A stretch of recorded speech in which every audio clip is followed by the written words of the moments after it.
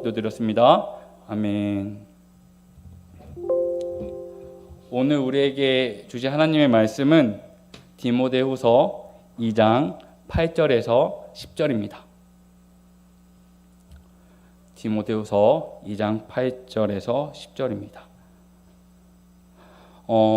세 절이니까 다 같이 합독하도록 하겠습니다. 내가 전한 복음대로 다윗의 씨로 죽은 자 가운데서 다시 살아나신 예수 그리스도를 기억하라.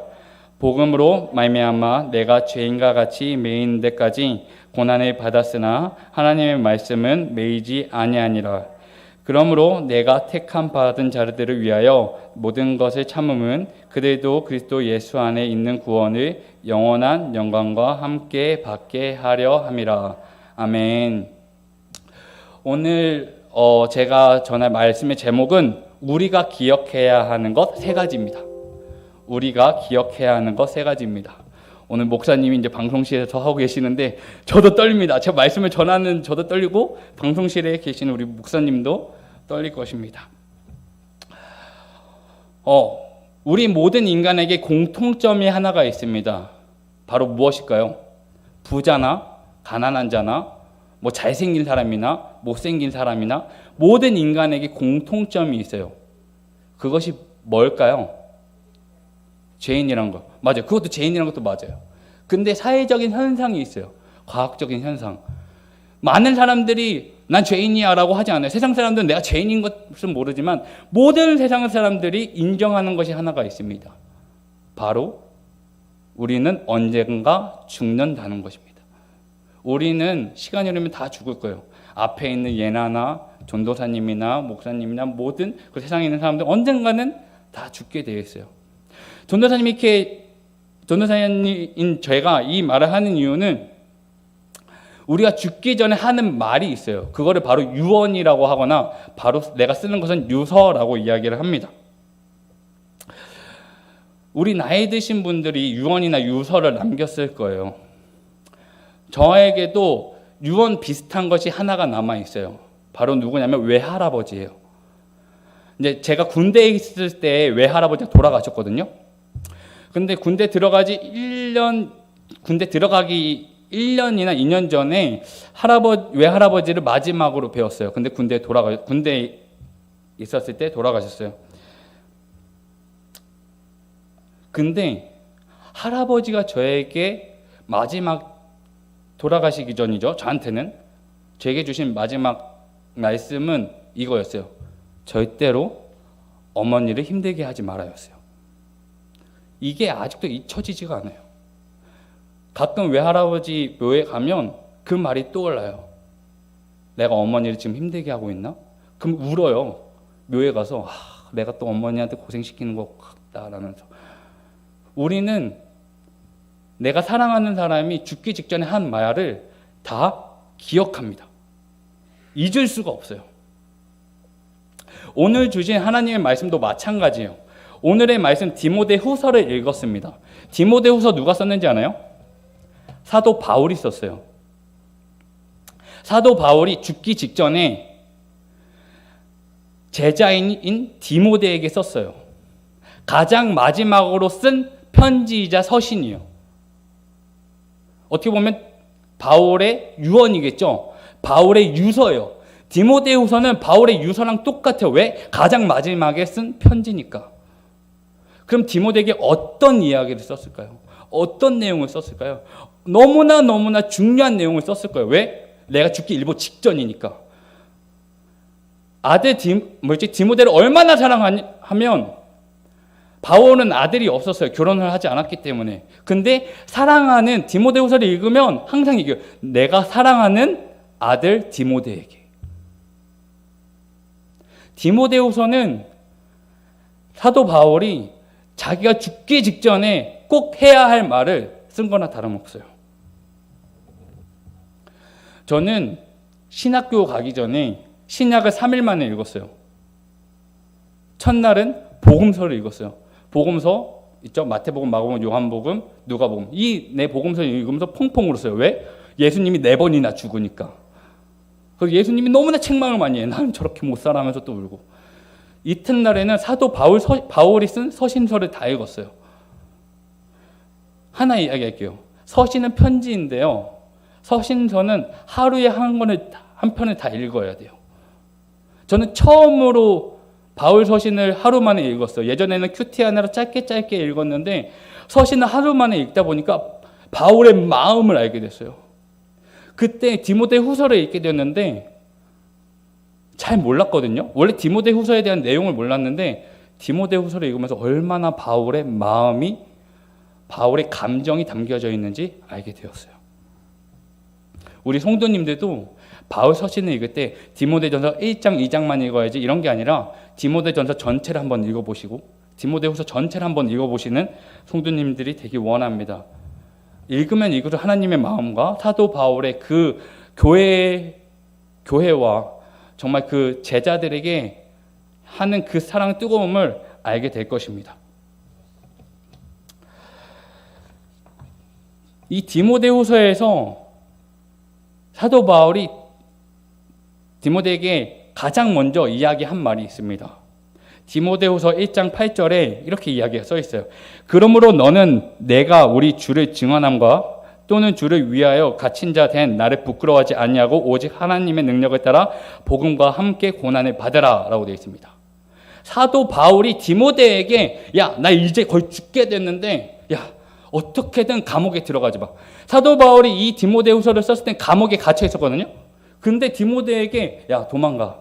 야, 복음을 위해서 살지 마가 아니라 복음과 함께 고난을 받으라라고 유언에 써 있는 거예요. 그리고 나서 오늘 읽은 말씀에 나오고 있어요. 뭐라고 이야기하냐면 기억하라고 이야기를 합니다. 사도 바울이 디모데를 통해서 우리를 통해서 기억하라고 유서로 말미암아 이야기를 하고 있어요. 그럼 사도 바울은 우리에게 무엇을 기억하라고 하는 것일까요? 오늘의 말씀입니다. 첫 번째, 복음을 기억해야 합니다. 혹시 디모데후서 2장 8절을 띄워주실 수 있나요? 디모데후서 2장 8절입니다. 내가 전한 복음대로 다윗의 씨로 죽은 자 가운데서 다시 살아나신 예수 그리스도를 기억하라 라고 하고 있어요. 뭐라고요? 복음을 기억합니다. 복음을 기억해야 합니다. 사도 바울이 내가 전한 복음이라고 이야기합니다. 성도님들, 복음이 무엇인가요? 복음. 제 신학교의 이념이 복음주의, 신본주의거든요. 거기서 복음주의가 나와요. 그래서 교수님이 1학년 때도 물어보고 2학년, 3학년, 4학년 때도 물어보는데 계속 학생들에게 물어봐요. 신학생들에게. 야, 복음이 뭐냐? 라고 질문을 해요. 근데 다들 그렇게 4년 동안 배우고 3년 동안 배워도 꿀먹은 벙어리예요. 근데 사도 바울이 2장 8절에 답을 써놨어요. 뭐냐면요. 다윗의 씨로 죽은 자 가운데서 다시 살아나신 예수 그리스도. 말씀을 띄워줘야 좀 좋은데, 다윗의 씨로 죽은 자 가운데서 다시 살아나신 예수 그리스도. 이것이 바로 복음입니다. 다 복음이 써줬어요. 목사님 그만하셔도 됩니다. 사도 바울이 그래, 복음은 뭐라고? 다윗의 씨로 죽었다가 다시 살아나신 예수 그리스도야 로 끝난 게 아니라 바울은 이야기합니다. 내가 전한 복음, 내가 전한 복음은 이거야. 우리가 해야 하는 일은, 우리가 기억해야 하는 일은 복음도 기억해야 하는데 복음을 전해야 하는 일을 기억해야 합니다. 절대로 잊어서는 안 돼요. 우리가 알아야 될 것은 그 복음이고, 그 복음이 예수 그리스도이시고, 우리는 그 복음을 전해야 하는 일을 절대 잊어서는 안 됩니다. 두 번째로 기억해야 할 것은 무엇인가요? 두 번째는 우리가 죄인이었다는 것을 기억해야 합니다. 그만해 주셔도 될 것 같은데요, 목사님. 두 번째는 우리가 죄인이었다는 것을 기억해야 합니다. 디모데후서 2장 9절을 보세요. 디모데후서 2장 9절을 보면 복음으로 말미암아 내가 죄인과 같이 매이는 데까지 고난을 받았으나 하나님의 말씀은 매이지 아니하니라. 사도 바울은 자기 자신을 죄인이라는 생각을 되게 많이 하는 사람이에요. 어떻게 보면 우리에게 사도 바울은 너무나 위대한 사람, 하나님을 닮은, 예수 그리스도를 닮은 사람, 하나님 위해 쓰임 받은 사람이라고 이야기를 하지만 사도 바울은 항상 자신이 죄인이었다라고 생각을 하는 사람이에요. 디모데전서 1장 15절을 보면 이런 말을 해요. 밑보다 모든 사람이 받을 만한 이 말이여, 그리스도 예수께서 죄인을 구원하시려고 세상에 임하셨다 하였도다. 근데 사도 바울이 고백합니다. 죄인 중에 내가 괴수니라 라고 이야기를 합니다. 죄인 중에 내가 괴수. 괴수라는 뜻은 뭔가 우리 한글 뜻에 맞지 않아요. 원뜻은 우두머리예요. 두목이에요, 두목. 어떻게 원어로 번역하면 죄인 중에 내가 우두머리다. 죄인의 우두머리. 내가 가장 큰 죄인이다라고 항상 바울은 고백하고 다녔어요. 디모데 전서에 써 있어요. 사도 바울은 많은 교회에 다가가서 그리고 선교를 하면서 항상 자신을 죄인이라고 고백을 했어요. 내가 죄인이었다. 사도 바울의 바로 쓰임 받았어요? 아니에요. 제자를 죽이려고 다녔던 사람이에요. 예수 그리스도를 믿는 자들을 핍박하려고 했던 사람이에요. 사도 바울은 그걸 잊지 않은 사람이에요. 그런데도 불구하고 나를 구원해 주신 하나님, 나를 택해 주신 하나님. 사도 바울은 항상 그 마음을 가지고 살았습니다. 우리는 죄인이라는 것을 항상 인식하고 사나요? 2020년이에요. 작년이죠. 12월 23일에 엄청난 뉴스가 있었어요. 어떤 뉴스인지 혹시 아세요? 12월 23일. 딸을 키우는 부모라면 너무나 무서운 사람이죠. 조두순이 출소한 날이에요. 조두순이 출소하는 난리가 났어요. 조두순이 사는 그 수원에 많은 사람들이 왔어요. 유튜버부터 시작해서 뉴스도 막 다 왔어요. 그리고 거기 있는 사람들이 뭐라 그랬죠? 거기에 사는 이웃들이 뭐라 그랬죠? 여기서 살지 말라고. 딴 데 가서 살라고. 거기에 있는 교회도 마찬가지예요. 너 조두순, 너는 여기에 살 필요가 없어. 너는 누군 얘기예요? 조두순, 넌 이 땅에서 살아갈 가치도 없어. 근데 조두순이 감옥에 12년 동안 있었는데 성경 읽고 자신이 예수님을 믿는다고 고백을 했어요. 근데 만약 우리가 하나님 믿는 사람이라면 조두순은 어떻게 바라봐야 할까요? 쉽게 설명하자면 조두순이 이사를 했는데 마천동으로 이사 왔어. 그럼 저희는 어떻게 조두순을 바라봐야 할까요? 똑같지 않을까요? 그 살인자 조두순이 왜 내 근처에 살아? 제가 9월 달에 거여동으로 이사 갑니다. 근데 거여동에 조두순이 살면 플랜카드가 붙을 거예요. 이 땅에 살지 말라고. 다른 데 가서 살라고. 조두순이 지금은 예수님을 믿는지 안 믿는지 우리는 알 방법은 없어요. 오직 하나님만 아세요. 근데 만약 우리 교회에 온다면 그 조두순을 어떻게 받아들이겠습니까? 우리 하나님 앞에서는 우리 모두 다 죄인입니다.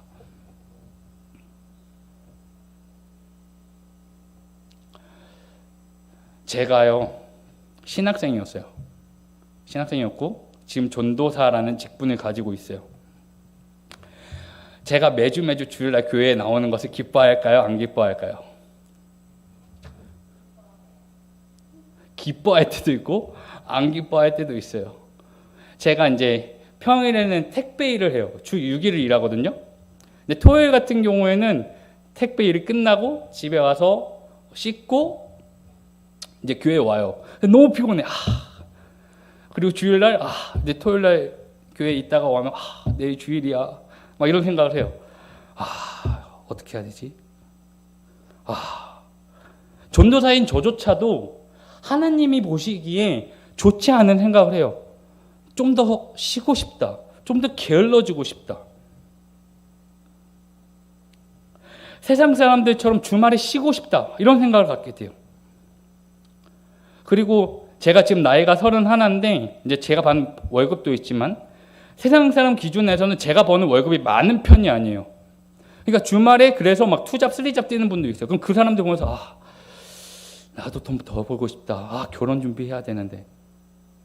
그리고 이제 이런 일이 있었어요. 제가 이제 택배 일을 하는데 이제 소장님이 저보다 위에 있는 분이 소장님인데 야 너는 월급 가지고 뭐 했으니? 라고 그래갖고 적금은 하냐? 그랬더니 아니요 적금은 안 하고 있습니다. 야 적금을 왜 안 해? 받는 월급이 큰데.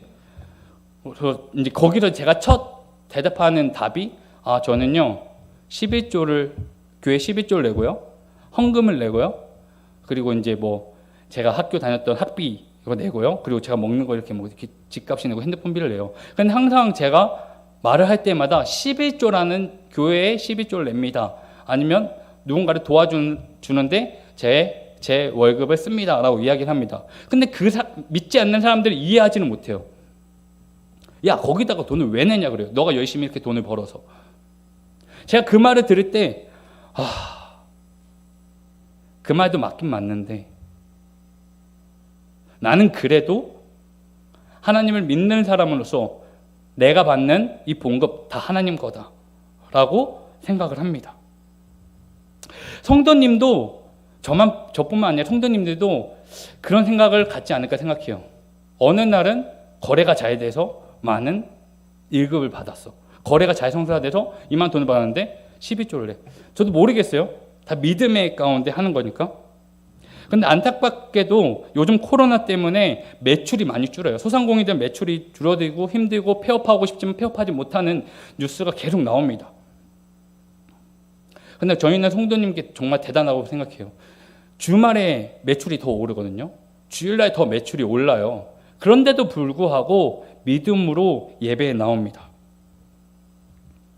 저도 참아내고 우리 성도님들도 그 비용을 바라보지만 그것을 참아내고 교회에 나와서 예배를 드립니다. 우리는 항상 세상과의 싸움이에요. 세상이 주는 고난을 참고 있어요. 누구에게 손가락질 받아도 그것을 계속 참아요. 그 참는 이유는 사도 바울이 이야기를 해주고 있어요. 2장 9절을 보면 사도 바울이 자신이 고난을 받을 것을 참는 이유는 예수 안에 있는 영광을 받기 위함이래요. 2장 9절을 보면 바울이 이 고난을 계속 받고 참고 있는데 그 이유는 예수 안에 있는 영광을 위해서 참고 있는 거래요. 근데 대상이 누군지 알아요? 누구를 위하여 참는 줄 알아요? 나 자신을 위해서 참는 거 아니에요. 디모데후서 2장 10절을 보면은 내가 택함 받은 자들을 위해서 참는데요. 택함 받은 자들을 위해서 참는데요. 사도 바울이 택함 받은 자들을 위해서 참는데요. 우리 세 번째로 기억해야 되는 것은 우리가 택함 받은 자들이라는 거예요. 사도 바울이 그 고난을 참을 때 나를 위해서, 예수님을 위해서 참는다가 아니라 2장 10절에 그러므로 내가 택함 받은 자들을 위하여 모든 것을 참음은 이라고 이야기를 하고 있어요. 그 다음에 나와요. 너희들도 나처럼 그리스도 예수 안에 있는 구원을 영원한 영광과 함께 받게 하려 함이라. 내가 너희들에서 참는 거야. 저도 마찬가지예요. 저도 예수님을 믿기에 세상과 싸우는 거예요. 세상이 주는 물질이 나를 행복하게 하기도 하지만 나는 하나님 믿음 가운데 제가 지금 매주 청소년 선교회를 위해서 거의 11조 가량을 계속 헌금을 하고 있거든요. 제 이름도 없이 계속 헌금을 하고 있어요. 근데 매달 흔들려요. 근데 내가 참고 매주 그 청소년 선교회를 위해서 후원하는 이유는 내가 그 말을 이야기했기 때문이에요. 제가 중고등부 사역을 했거든요. 청소년 사역을 했어요. 청소년들에게 정말 항상 많은 이야기를 나눴고 청소년들이 얼마나 소중한지 그 이야기를 했어요. 제가 말한 이 입술이 지켜지기 위해서 참는 거예요. 제가 가르친 청소년들이 너무나 많아요. 그 청소년들을 위해서 참는 것입니다.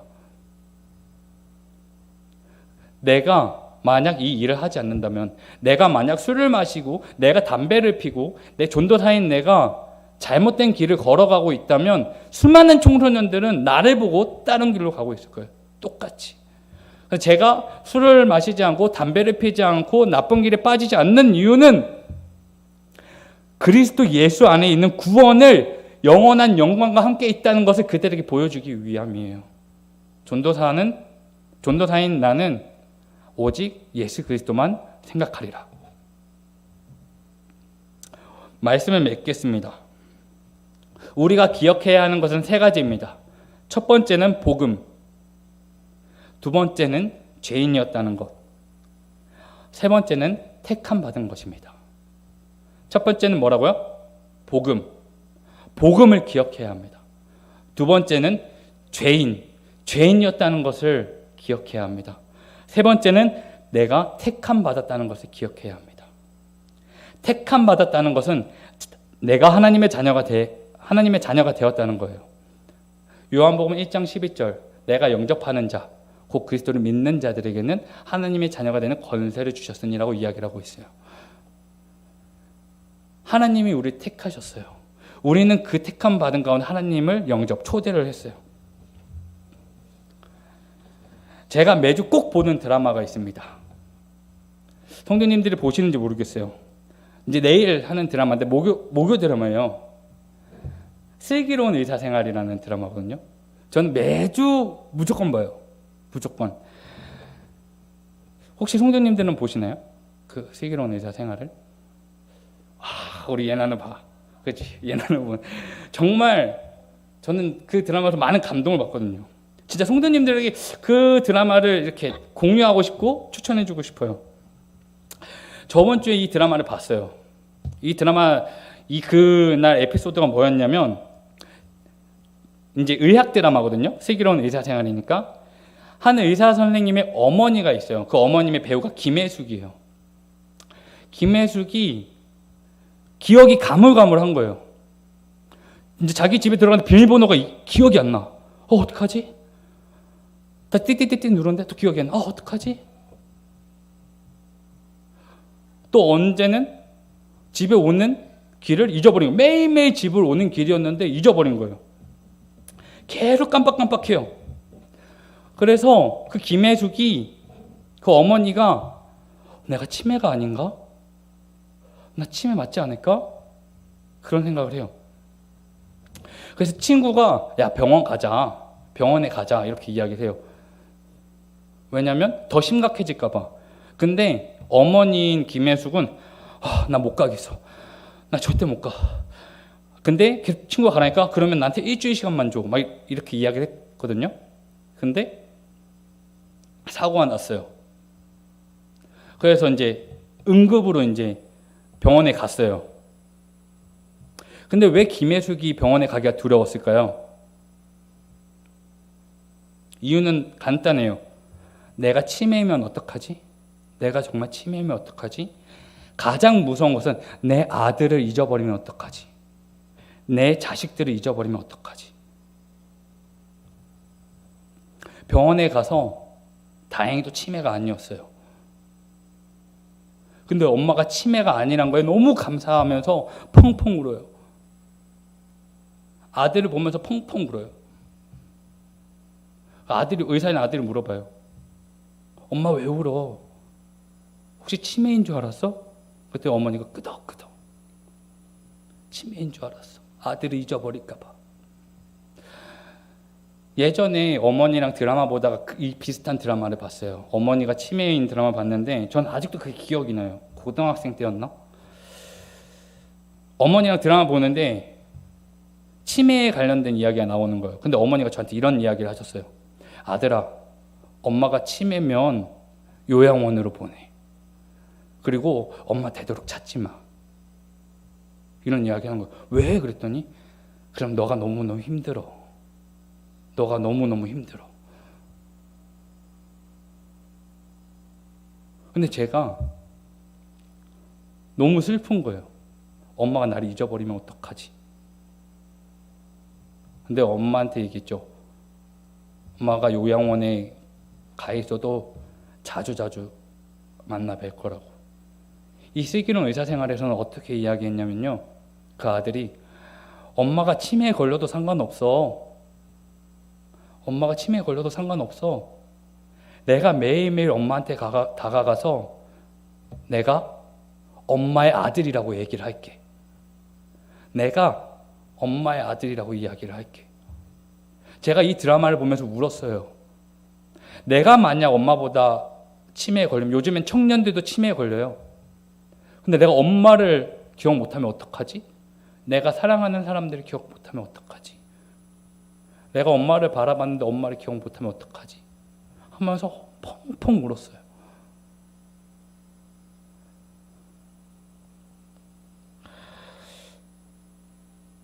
우리는 하나님의 자녀입니다. 우리는 하나님의 자녀입니다. 아멘. 우리는 하나님께 나 자신을 얼마나 자주 하나님의 자녀라고 고백합니까?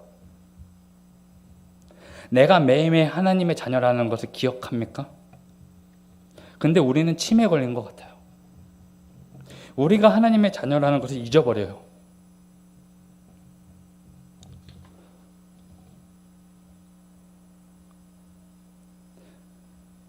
내가 받은 그 은혜, 내가 죄인이었다는 것, 내가 죽을 수밖에 없었다는 것. 근데 복음으로 말미암아 내가 예수 그리스도의 자녀가 되었다는 것, 하나님의 자녀가 되었다는 것. 그것은 매일매일 잊고 살아요. 그 감사함은 잊고 살아요.